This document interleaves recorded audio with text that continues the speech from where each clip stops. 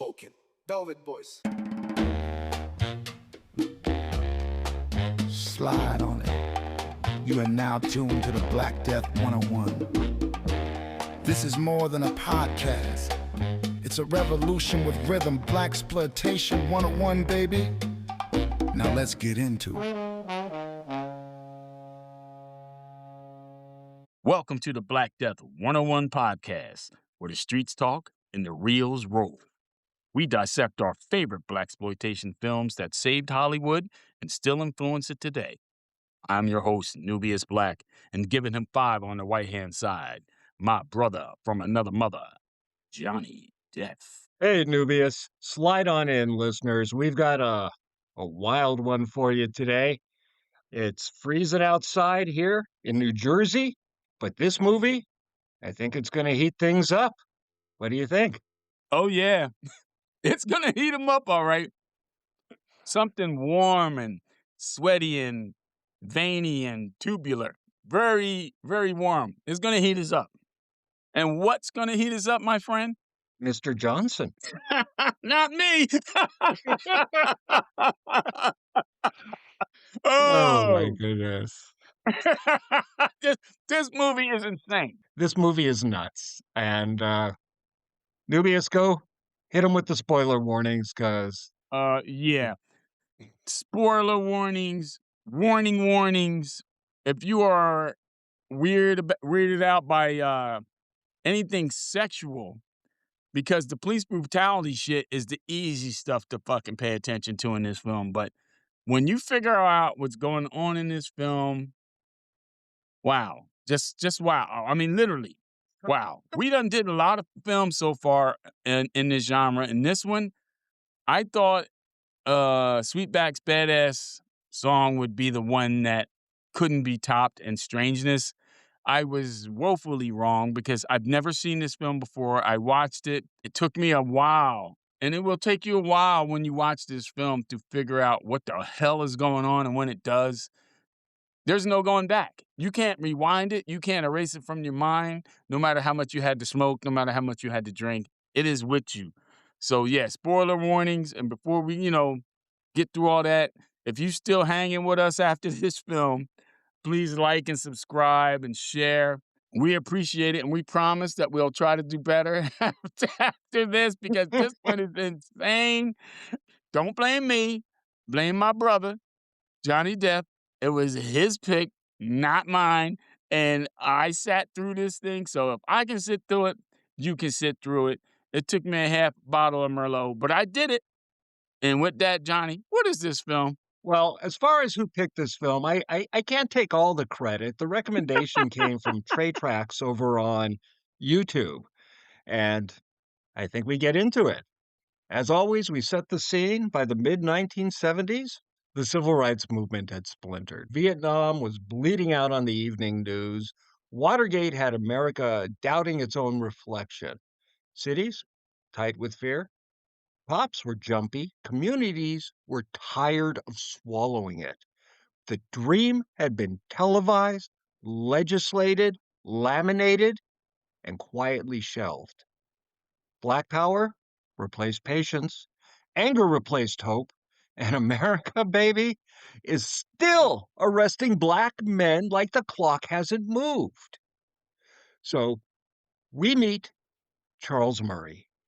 Brother Charles is a pimp, straight up, because in his mind, that's the only way a brother can get over. Fast money, flash clothes, women on the stroll, confidence worn like armor. But the system is already circling him. Cops have him under surveillance. He gets arrested by a racist cop. He gets railroaded, beaten, sexually mutilated as humiliation and control. And later, we find out why this cop is so heated. Charles has been sleeping with the cop's wife. That's personal. And in this America, 1975, personal gets deadly fast. The courtroom ain't no sanctuary. The judge is the same guy we saw earlier in the movie, quietly soliciting hookers on the street. Same appetite, Broad different daylight. badge. Broad daylight, mind you. And he's a cheap motherfucker, too. He offers her 10 and 2. And she tells him she knows it's 20. He knows it's 20. Cheap bastard. So Charles is railroaded. He has an outburst in the courtroom. He's dumped in prison, locked in solitary like trash on a cold curb. It ain't metaphor. It's power being exercised. And when Charles gets out, he says he wants to go straight. At least that's what he wants to believe. He meets up with his boy, Peanut, and starts hearing pieces of what happened while he was locked up, especially what went down with his girl. He goes to see his girl's mother, grief heavy in the room. She don't want nothing to do with him. Truth comes slow, sideways, and painful because his woman is now stripping bottomless at the Pioneer Club, run by his old partner and old best friend, ND. So this should be familiar ground, but it ain't. He meets up with the woman. She's really, really cool about it. Explains the situation, even though she never wrote or stopped to see him. And he's not having it. When Andy sits down, and I tell you, it was Chivas Regal putting some Yeah, money into this yeah. movie. Chivas Regal was the drink. It sure was. That was a drink for the successful guys in that club. Charles ain't one of them. He makes a little bit of a scene. He gets taken out. He gets roughed up off screen, and this is happening off screen. It's another moment that adds to what I think is a purposely disjointed narrative in this joint. The movie doesn't need to show it. You feel it as he goes home to his mother and his little brother. Tito. Yeah, he finds out his little brother's running with the gang. This is a reminder of what he was before the street shaped him, but the pull is still there and he can't help himself. He drifts back to the club because he wants his girl, but he meets up with one of his old hoes that he doesn't even recognize, but she remembers him and he realizes she was the woman that tried to help him when he was getting arrested. So they hook up together. She quits the life. She gets a job as a waitress, and he's going out supposedly looking for work. But one night they see that racist cop, Harry, on the news. That's when the switch flips. Because after that, Brother Charles begins to get revenge. But here's the trick, cool cats. Like the monster movies of old, we don't see the monster right away. The bodies start dropping. Yeah, people are dying, but the movie withholds the reveal. As tension build, rumors spread. One of the cops that for a moment we thought was going to be a good cop is starting to look into these deaths. Fear, I think, moves faster than the facts. Only near the end do we fully see what Charles has become. Now, slow down. If you think this movie is just the one with that crazy thing, you already missed the point because this ain't novelty. This is furious social critique delivered through a lens of grotesque exaggeration, not subtle and not polite. It isn't meant to be. It doesn't knock. This movie boot fucks the door and asks where the money is. Oh, it asks for it, and it asks for it hard. And again, like you said, it's very old school. Some would say guerrilla filmmaking because it's a very grainy texture of film. It's not just the version I've seen. And every version I picked up, it's the same thing. That grainy texture, that documentary style of filmmaking. Where's it, Tanaka? He really put together some good shit here. Jamal. It was like Jamal, not Jamal. Jamal Fanaka. I think it's pronounced Jamea. If it's pronounced that way, his last name definitely sounds Japanese. But then you got Nigerian people who did go to Japan back in the ancient times. But that's a different story. He started off life as Walter Gordon. So there you go. And when he was Walter Gordon until he met one of his favorite writers who was fucking named Michael Schultz, thinking he was Jewish. And when he met Michael Schultz, he realized Michael Schultz was a fucking black guy. That's when he says, I'm going to fucking take my name. I'm going to change it up so people would automatically think he's black and know he's black. And he changed it to, as you say, Jamae or Jamal Fanaka. And that says it all. But going back to the film, nothing screams fucking revenge, like a hypnotic prehensile ding ding. And that's, I mean, it's funny, but like you said, when you dug deep into this shit, because I'm watching it for the first time and I'm just watching it through virgin eyes with a giant wang swinging in my face. And I'm getting hypnotized watching this shit. And I'm like, what the fuck is going on? But now that you brought to light what the allegory of this story is, it does make sense. Because that ain't that what a lot of these stories are, especially when you throw in horror is like an allegory, or, a story that's trying to tell you something without being too preachy. Yeah. This was really telling you what is the worst thing you can do to any man, especially a black man who's stereotyped as having the super large ding ding and sexual prowess and all that shit. The white man's envy, the joy of the white woman. We got that shit going all the way down to Mandingo. You know what I'm saying? But I see where you're going, and it took me a minute. Once you said that, I'm like, so that's what that shit was about. Now it's starting to make sense. What doesn't make sense is, hooking in the mid-afternoon. That was kind of weird. Why would you hook in the mid-afternoon? You're not used to seeing that shit with the sun up. The edits were kind of weird, but again, like you said, that's the structure. It's very dreamlike, ethereal.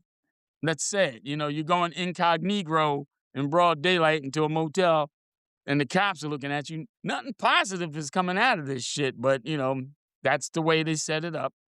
It's cool that you seen the John trying to pick up the girl and down her rate, and then you go, hold up.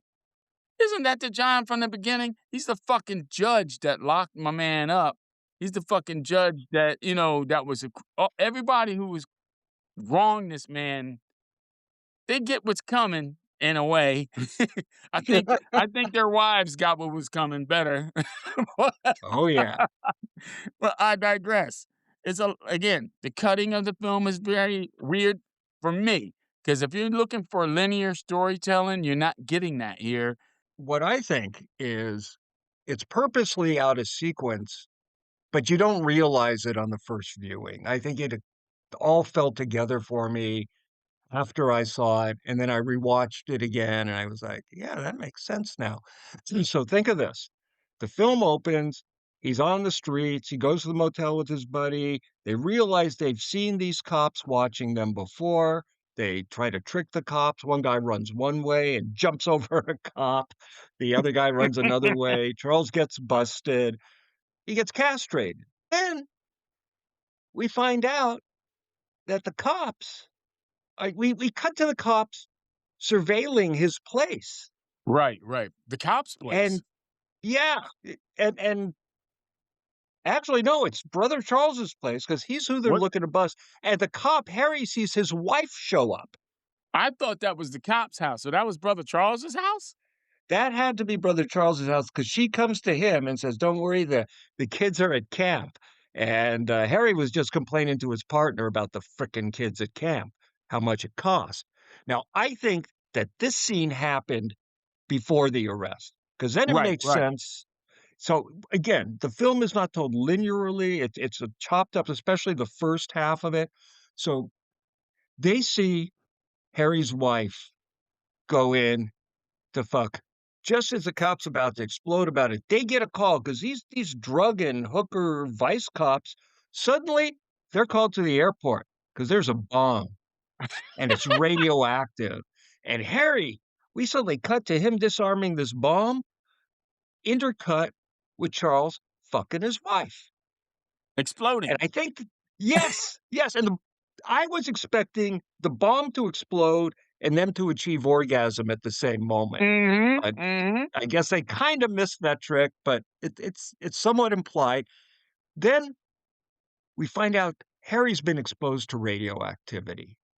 His wife comes to see him at the hospital. He's pissed at her because he knows she's been fucking around. He goes home and he kind of confronts her, and she just fucking berates him, belittles him, and a shriveled up thing. Yeah, she got raw on that dude. So picture that all this happened, and then the next day when they go to bust these guys, especially since he knows his wife has been with one of them, that's why he goes to castrate the guy. Now, there is no explanation beyond some big dick voodoo statue behind the opening credits as to what's going on. But tell me if this tracks for you. Cop, the cop is radioactive. He goes to cut off Charles's wang, and that radioactivity doesn't quite turn Charles into the Hulk, but it gives him a power. And by the way, folks, if the thought of a giant penis strangling you sounds familiar, you've been watching The Boys. Yes, yes. The Russian dude. Someone on that saw this flick, man, and they said we gotta do this. We gotta do this. So what do you think of my theory? It makes perfect sense dude, I'm buying it because again, I forgot all about the radioactive bomb. And sure, the radioactivity probably called the cops ding ding to get even smaller.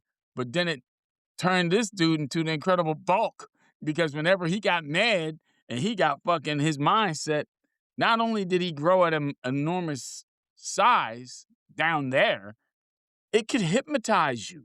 It could hypnotize men. It could hypnotize women. It hypnotized me. It's funny because when he's supposed to be going out looking for a menial job, he shows up at the wives of the judge and the cop, the different wives, and he says, "Oh, I'm the telephone repairman. I'm He did the Bruce Lee. exactly." And then he just drops trow and they're hypnotized. And when he's done with them, he says, "And remember, at 3 a.m., open the door for me." And he comes back, and we don't see how he's killing them at first, but I think it's no not at all. secret that it's a giant Dingus. yes. If you doze off during this movie, and I understand how some moviegoers would find this one a little dull, a little boring. I just found it really interesting. You may wake up and think you're watching Anaconda, but that ain't Jack Black. I'm sitting here. No, it's Charles Black. I'm watching this and I'm thinking, in this weird world, I'm like, it's the 70s. And a phone repairman knocks on the door saying he got calls that the phone doesn't work. And I'm like, who would I rather have work on my phone? Bruce Lee, who will beat me to fucking death, or Brother Charles, who will strangle me with his giant dong. How will I want to go out? I think I want to go out by getting beat up by Bruce Lee because people will go, damn, man, you got beat the fuck up, by some karate guy dressed up as a fucking phone repairman. How you going to explain to your peeps that you got beat up by a fucking giant black dick wrapped around your neck, choking you and bashing you in the head with it? It's just amazing. And here's the funny thing, and I will post it on Facebook. I have a wooden sculpture of a penis. What would you call that? Like a fetish doll? A fertility. A fertility? Yeah. I got one. I got it from some African dude that worked at I seen him at like a flea market and shit. And every time I put it up, and my wife would always take it down, and she's hiding it and shit.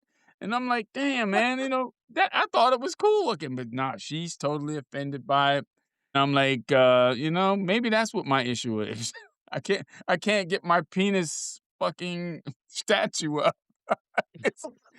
I swear to God, I got one. I'm gonna show it to you. No lie. Oh man, if you show it to me and I hear an atonal horn blaring followed by voodoo drums, I'm getting out of there. No, one thing I'm telling you, it doesn't work. I'm hung like my Irish grandparents. So Well, I'm sorry, this movie is insane. That's all you can do is laugh because it ain't supposed to be funny. It is fucking insane. You know what I learned something?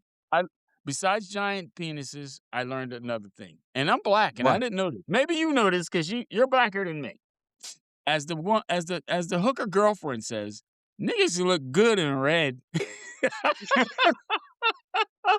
And when she said that, It stuck with me, and I looked in my closet and went, I don't have any red. I don't have not one fucking piece of red clothing. I think I need to invest in some red. Yeah, you need a red jumpsuit with that Yeah. giant Was that a collar. onesie? That was a onesie he had on, right? Yes! Holy shit, he looked like Black Evil Knievel. But he had his own Snake River Canyon. I think so.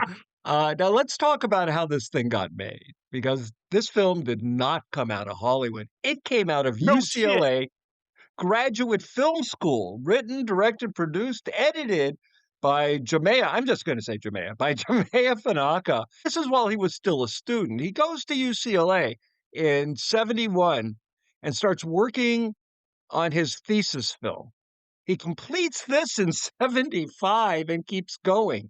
He makes MMA and Penitentiary before Yeah, he finally graduates. He stays in school an extra several years so he can use the equipment free. smart. One thing I did back when I made films was, if it was low budget or no budget, we just got we got a film student on the crew. And then suddenly, if the cops stopped you and said, "What the hell are you doing here?" "Oh, we're making a student film." Kid whips out an ID, we just go on. And free equipment. It was great. So this wasn't just a class assignment. I think this film was an act of will. He scraped the money together. He got a little bit from grants. He got most of it from his parents' savings. There was no studio safety net. He didn't have a backup plan.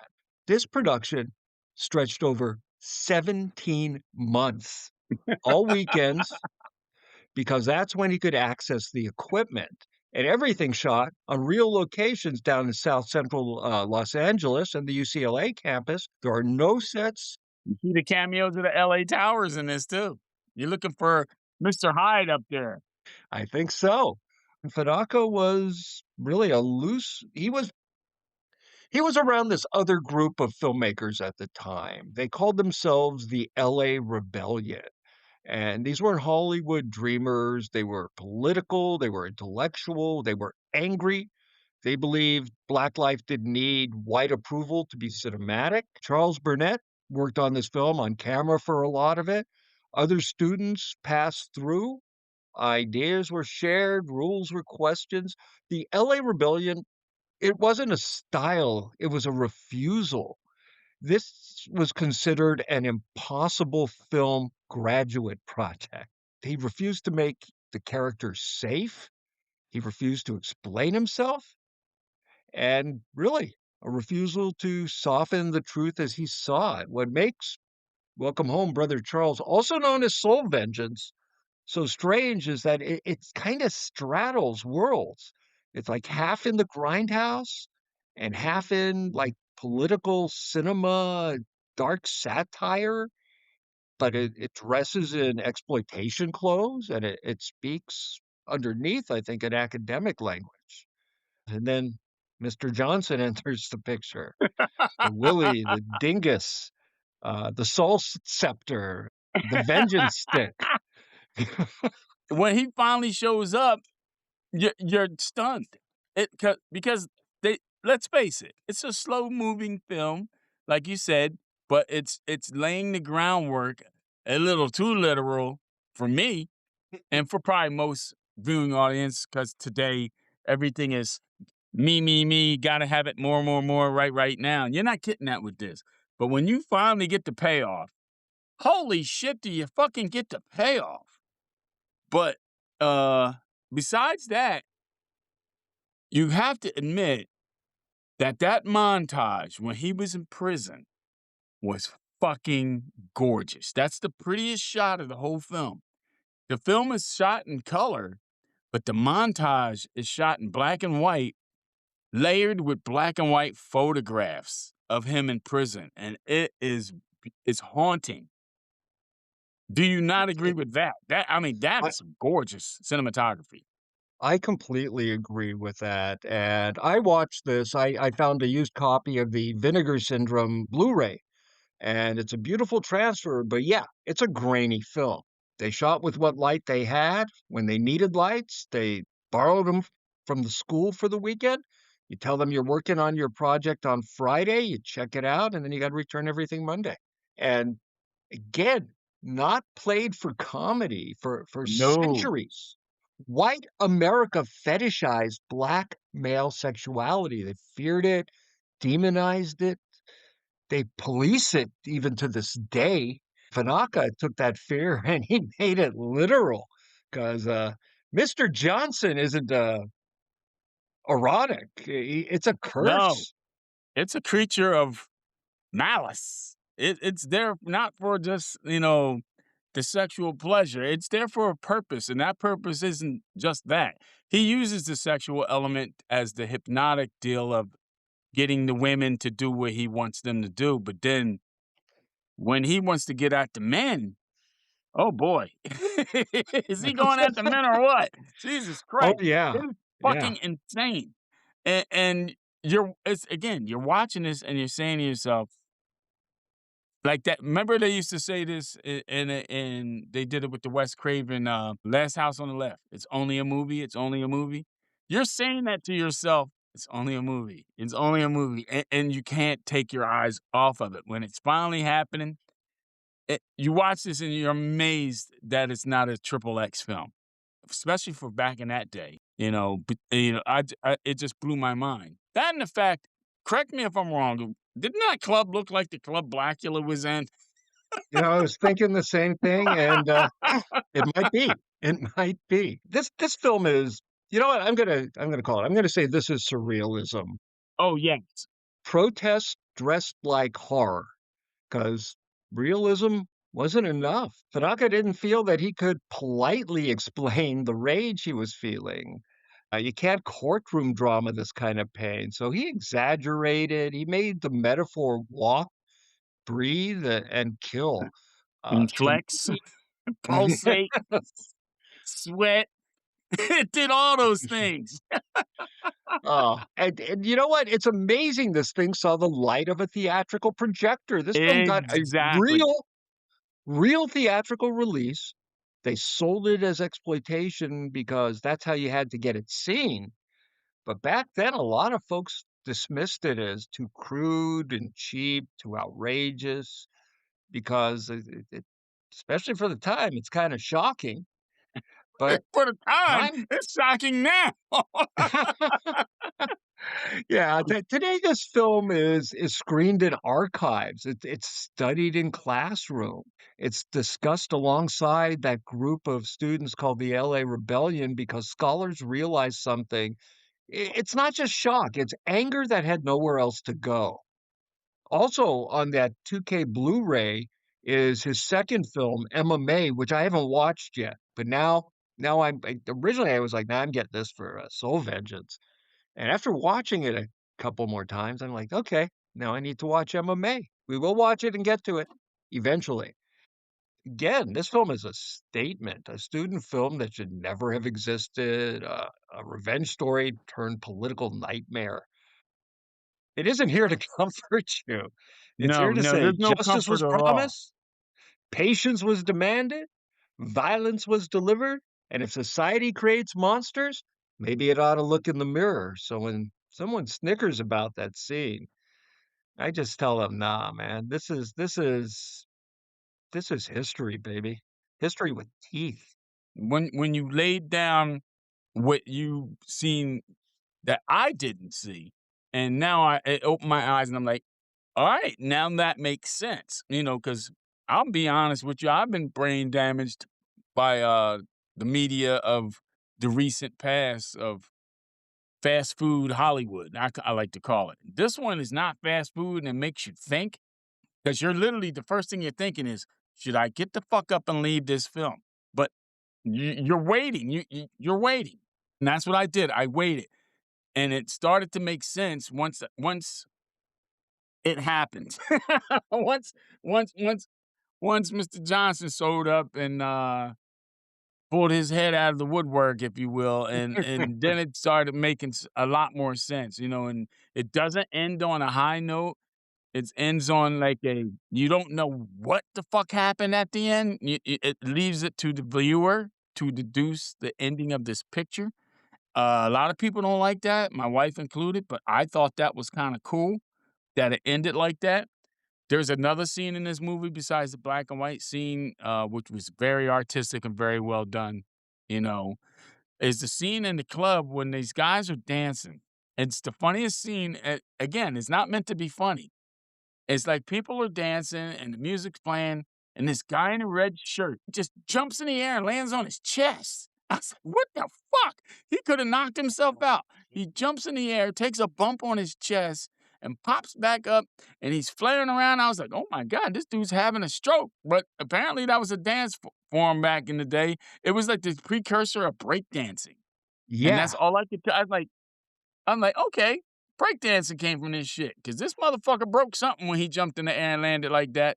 And it was the funniest thing I've ever seen, but they will show you some shit like that. And then you'll, see that Charles, he is, like you said, he's one of those characters, like in the last film we did on 110th Street, that knows nothing else but the street.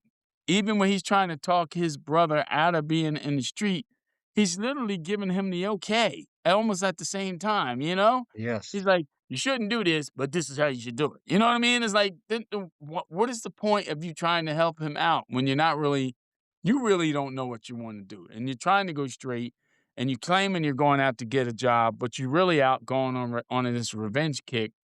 My question is, when he's having sex with his woman, is Mr. Johnson like under control then? Or it only comes out when he is in that zone where he like starts to shake and look all crazy in the face? I don't know. It's like either that or she's got some mutations of her own to handle something like that. That's all I'm saying. Jesus I Christ. think it only comes out I think he puts himself into a trance of sorts, and then you see him twitching and such because I think at that point, he is the penis. I think at that point, he is And the this penis is monster me. cock. Yes. Oh, man. I mean, how else are you look, dude, we laughing, but how else can you talk about this? You cannot say this with a straight face when can you imagine taking this to a Hollywood fucking studio right now? Maybe you could do it 5 years ago before all this crazy bullshit that's going on in the world today.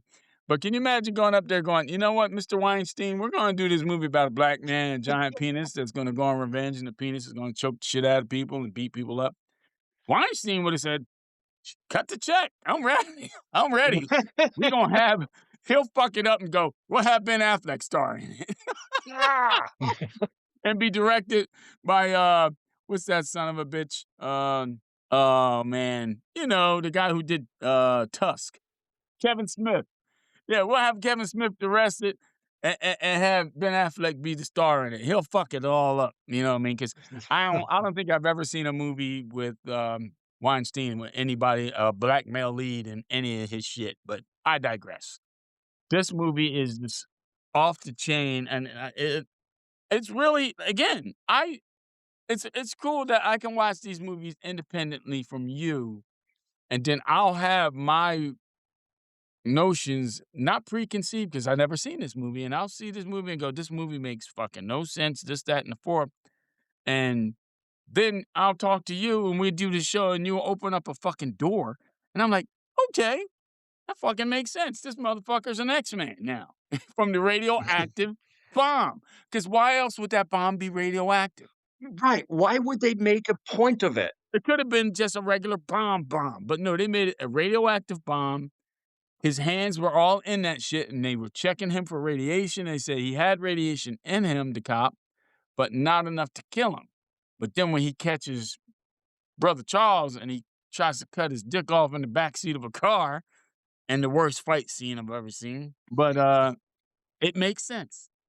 I mean, I'm buying it. You said it. I'm buying it. It makes more sense than how I have it in my notes here. How did he get these abilities? How? They don't explain. Then you come out and say some shit like that, and I'm going, damn, what the fuck?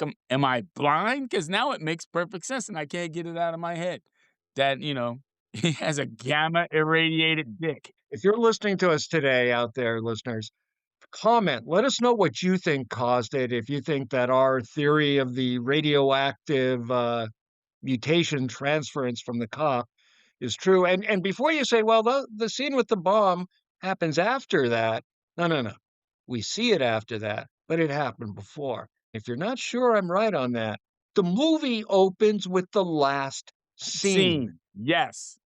That's what ties it all together. Yes. I have to admit that got me. I was like, oh, okay. This ties it all together. Still, I didn't get the radioactive part until, you know, you said it. And I was like, son of a bitch. This motherfucker's an X-Man. A Malcolm X-Man. I love that. I love that. Wow. Yo, I want a red jumpsuit for Christmas next year, motherfucker. That's what I want. If I can't get a fucking 9-foot dick, I want a red jumpsuit just like his. And he fit it perfectly. I thought that shit was great. It's like the tightest. I was like, damn, is he background for Earth, Wind, and Fire or what? He sure It looked was- like it in that suit. Oh, it was great. And it looked like they filmed it, like when they're in their home, it looked like it was they filmed at a local hotel somewhere. And they probably did, I'm sure And they did. And she was actually the kindest, sweetest, nicest lady. I mean, and you would never realize if you didn't see the beginning of the movie that she was a former prostitute. Because she even said that I really enjoy making people feel happy. Did you pick that up? Yes. She says, I'd like the job. I'll do anything for you. She says, I will be a garbage person and pick up trash just to be with you and stay happy. She says, but nothing makes me feel happy than making other people feel happy. So it's almost like prostitution wasn't looking down for her. It was like almost like a way of, like you said, her way of expressing herself. It made her feel good spiritually to make other people feel happy. And that I took a lot from that. And I was like, people I mean, this business has been around since fucking time immemorial, and you know what I mean? Not all of them Yeah. had hate.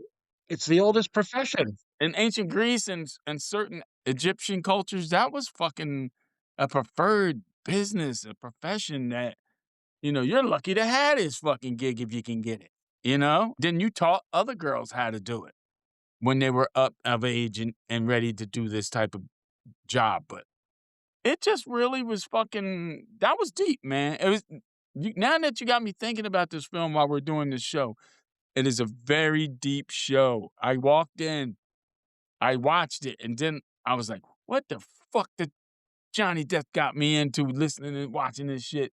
And it's running through my mind all night, and I'm watching other shit on TV to stay out of the cold, and it's this show of bad afros and crazy ass shit that's going on, and then you come and hit me with this fucking logic, and I'm like, son of a bitch.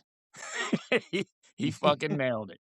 So watch this movie. I double dog dare anybody to watch this film. Welcome home, Brother Charles, a.k.a. Soul Vengeance. This movie is fucking not what you're going to expect. I didn't expect it. You may have to watch it twice.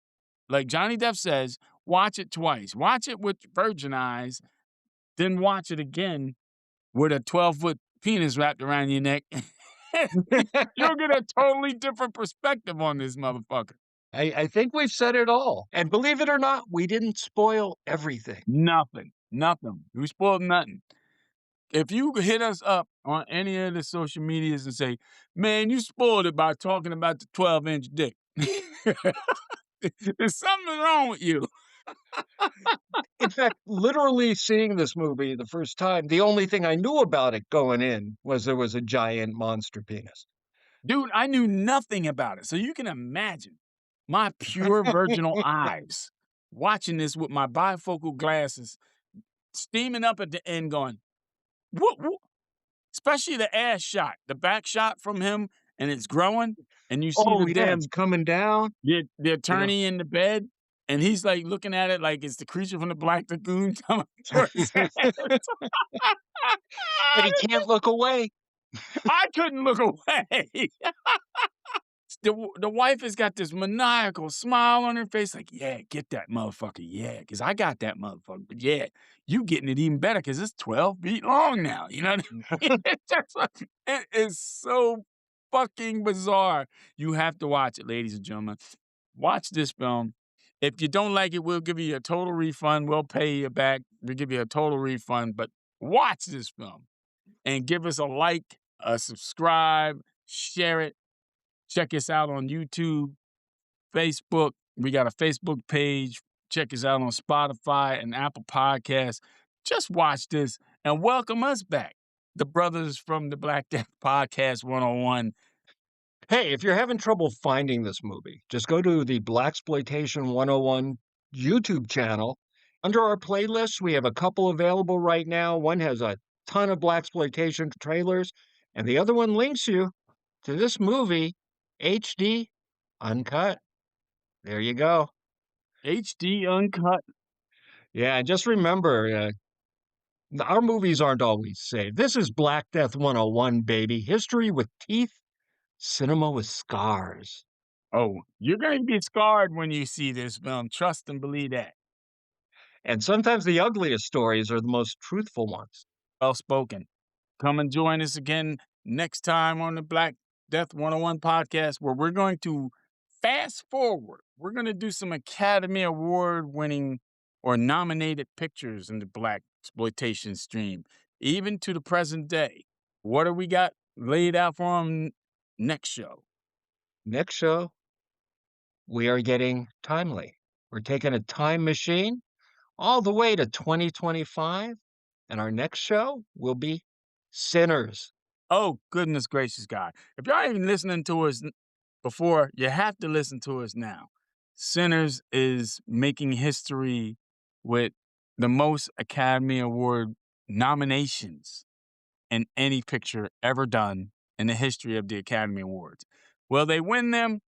I spoke before the show started. Me and Johnny Depp got a bet going on, and I personally don't see it happening. But Johnny Depp is a lot more pragmatic than I am. I've put some money on Sinners at the Academy Awards this year. I am just impressed the fact that it was nominated that many times. What, 16, 17 times? 17, And I think. that's a film with a primary all black cast and primary all black behind the camera. Uh, wow. It's a movie and when I watch it, I cry. I literally cry watching this movie. Not as sad.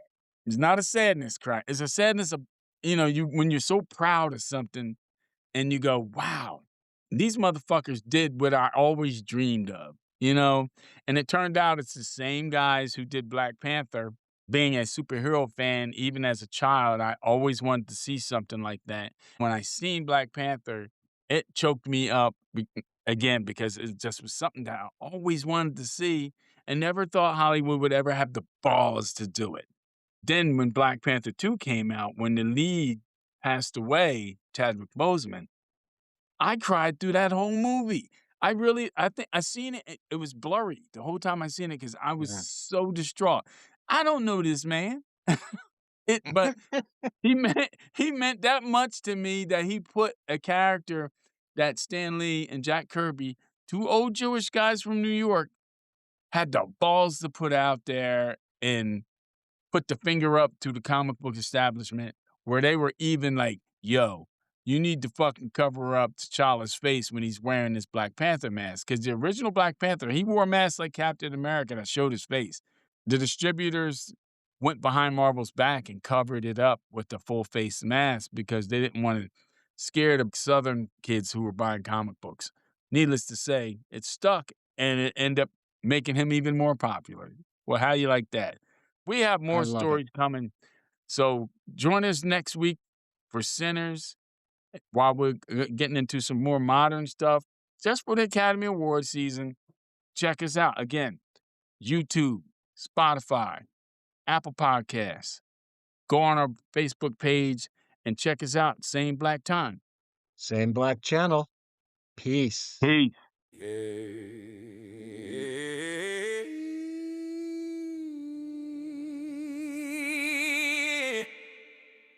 Well,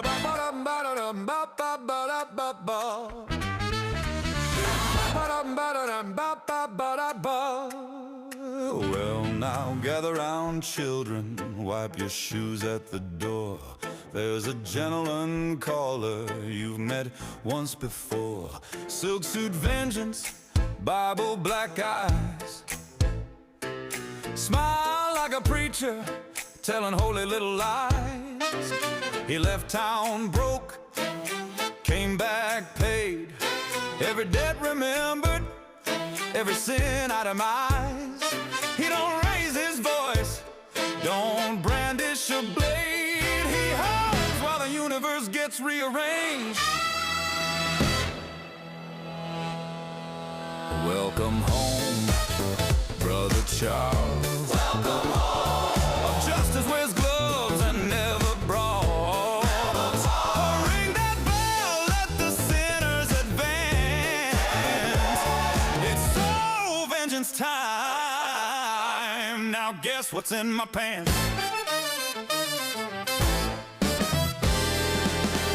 He keeps time with a finger snap. Clockwork calm in a booby-trap world. The wicked laugh till the joke turns back, and the punchline lands like a hymn unfurled. He's got a ledger thicker than the book. Every crooked smile he ever took. You can pray real hard, you can plead real fast, but forgiveness ain't on the program tonight, my friend. Welcome home, Brother Charles. Brother Charles. Sharp as a razor, smooth as song. Smooth as swan. Crossing low. Bass walks me. Revenge never sounded so clean. Little tap, shoes click, organ wheezes, whole curtain rises, nobody's leaving. Little laugh track fades, lights go red. Say amen for the dearly misled. Revenge ain't allowed, it's punctual. Now the choir sways like a jury box, verdict humming in four-part doom. Every hallelujah ticks a clock, every harmony seals a tune. He tips his hat, says peace be still, while fate collects on overdue bills. You wanted mercy, you wanted grace, you should have thought of that back in the first act.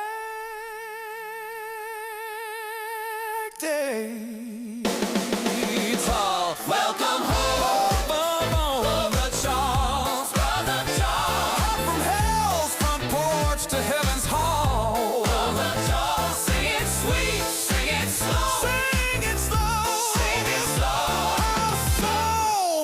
Steals the show. Honk, clang the bell, close the book.